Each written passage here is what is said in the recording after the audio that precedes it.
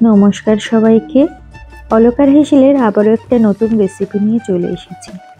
শীত তো পড়েই গেছে, আর তার সাথে সাথে নানা রকম সবজির বাহার। আজ ওলকপি দিয়ে ট্যাংরা মাছের একটা সুন্দর রেসিপি দেখাবো। টাটকা সবজি আর সাথে এই ট্যাংরা মাছের ঝোল কিন্তু এক অসাধারণ স্বাদ এনে যায় জানো। প্রথমে ট্যাংরা মাছগুলোকে ভালো করে ধুয়ে কেটে পরিষ্কার করে রাখবো এবং ওতে পরিমাণ মতো নুন আর হলুদ দিয়ে ভালো করে মাখিয়ে রেখে দেব।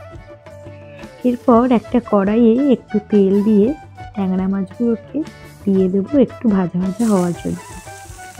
ট্যাংরা মাছের ঝোলটি করার জন্য আমি এখানে ব্যবহার করেছি ওলকপি, আলু, টমেটো, ওলকপির ডাঁটা এবং কাঁচা লঙ্কা আর পেঁয়াজ।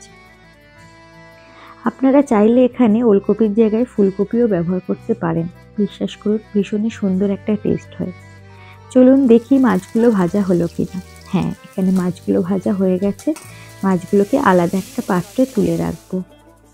ওই কড়াইতেই আরেকটু তেল দিয়ে দেবো এবং 2 চামচ 5 ফোড়ন দিয়ে কুচনো যে পেঁয়াজগুলো রাখা ছিল সেগুলো দিয়ে দেবো। পেঁয়াজগুলো একটু ভাজা ভাজা হয়ে যাবে, কুচনো যে কাঁচা লঙ্কা ছিল কাঁচা লঙ্কাটা উপর থেকে দিয়ে দেবো। আবারও কাঁচা লঙ্কাটা এদিক ওদিক নেড়ে কেটে রাখা টমেটোগুলো দিয়ে আবারও কষাতে থাকবো।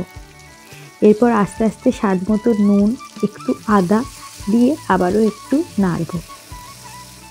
যখনই একটু মাখা মাখা হয়ে আসবে, কেটে রাখা আলু, ওলকপি এবং ওলকপির ডাঁটাগুলো দিয়ে ভালো করে নেড়ে উপর থেকে জিরে গুঁড়ো, হলুদ গুঁড়ো, লঙ্কার গুঁড়ো দিয়ে আবারও ভালো করে মশলাটাকে কষে নেব।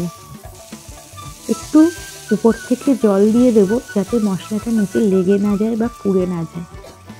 কিছুক্ষণ এটাকে ঢাকা দিয়ে রাখবো এই জন্য যাতে জিনিসটা একটু সিদ্ধ হয়। আবারও ভালো করে কষিয়ে নিয়ে পরিমাণ মতো জল দিয়ে দেবে। জলটা আপনার উপর ডিপেন্ড করছে আপনি কীরকম ঝোল খাবেন।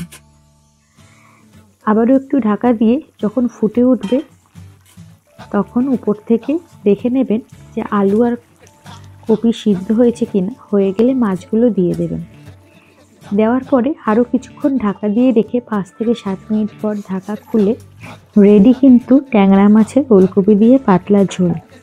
এবার ঝটপট নামিয়ে ফেলবেন। গরম ভাতের সাথে এই মাছের স্বাদ কিন্তু ভীষণই ভালো লাগে। আপনারা কিভাবে খেয়েছেন অবশ্যই জানাবেন। দেখা হচ্ছে অন্য কোনো ভিডিওতে।